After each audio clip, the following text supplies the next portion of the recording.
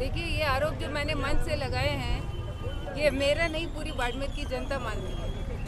और हम सब जानते हैं कि जो बाड़मेर विधायक है वो गौ सेवा आयोग के अध्यक्ष है, लेकिन लंबी बीमारी के अंदर उन्होंने जो गायों की सेवा करनी चाहिए थी वो करने की बजाय उन्होंने क्या किया हम सब जानते हैं। कोई गायों की सेवा नहीं की, कोई दवाई की व्यवस्था नहीं की, कोई टीके की व्यवस्था नहीं की, अब राम कथा करा रहे। और हम बाड़मेर की अगर स्थिति देखें तो पूरा भू माफिया, मैं तो कहती हूँ कि विधायक खुद भू माफिया है। और उनके ऊपर जो लोग उनके घर जो इकट्ठे होते हैं वो एक तरह से सारे बजरी माफिया वाले, भू माफिया वाले, भ्रष्टाचार वाले जो अधिकारी हैं वो हाजिरी लगाने जाते हैं। क्यों? क्योंकि वो उनको रकम पहुंचाते हैं कि उनकी यहाँ पर स्थिति बनी रहे। और जो बेचारे गांव में जो किसान हैं, मजदूर हैं, जिनके काम होने चाहिए वो काम नहीं हो रहे। ये देखिए, ये यहाँ खुद पास में बैठे जो प्रधानमंत्री आवास योजना के तहत जो एक किसान को, गरीब को छत मिलनी चाहिए, लेकिन आज बजरी माफिया इतना हावी है कि वो मकान के लिए वो बजरी कहाँ से लेकर आएगा। बिजली की बात करो तो सबसे महंगी बिजली मिल रही है। 6 घंटे बिजली देने का वादा किया, 3 घंटे बिजली मिल रही है। किसान कहाँ जाएगा? किसान की फसल आज बर्बाद हो रही है क्योंकि यूरिया और ये सारी चीज़ें समय पे उपलब्ध नहीं करा रहे। और पूरे बाड़मेर के अंदर मैं ये कहूँगी कि जितनी सरकारी ज़मीन थी वो घोटाले के हत्थे चढ़ गई। अपने जितने चहेते थे उनको फर्जी पट्टे दे दिए गए। जब जानकारी में विषय लाते हैं तो कहते हैं कि हमसे भूल हो गई, काली बाजार बेचे यूरिया, कोई गलत दस्तावेज आ गए। तो ये सारा घोटाला करने की, अभी आपको पता है सभापति उपसभापति की लड़ाई हुई, वो क्यों हुई? बंदर बांट को लेकर ही हुई।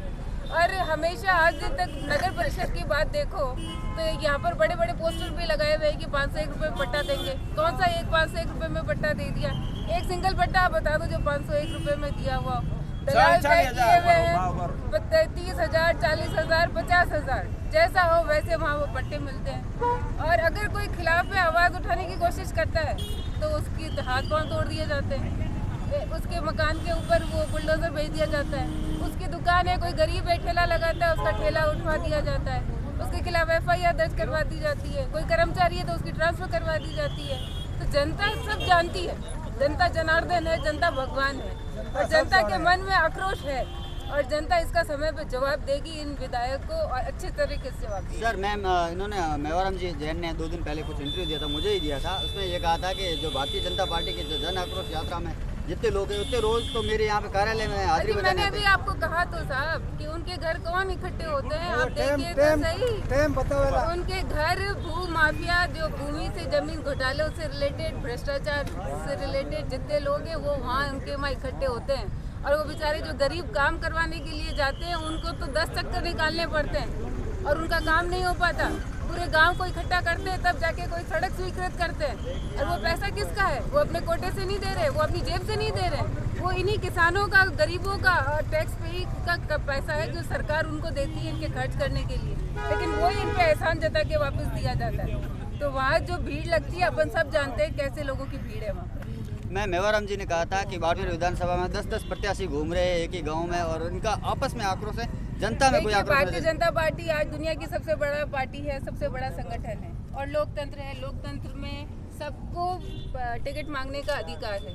ये हम जानते हैं कि भारतीय जनता पार्टी एक ऐसी पार्टी है जो एक छोटे से छोटे कार्यकर्ता को भी ऊपर से ऊंचे पद तक बिठा सकती है, प्रधानमंत्री भी बना सकती है तो राष्ट्रपति भी बना सकती है।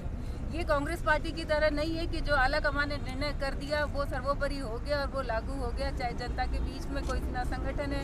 आज कांग्रेस की स्थिति देखो, कांग्रेस क्यों खत्म हो गई?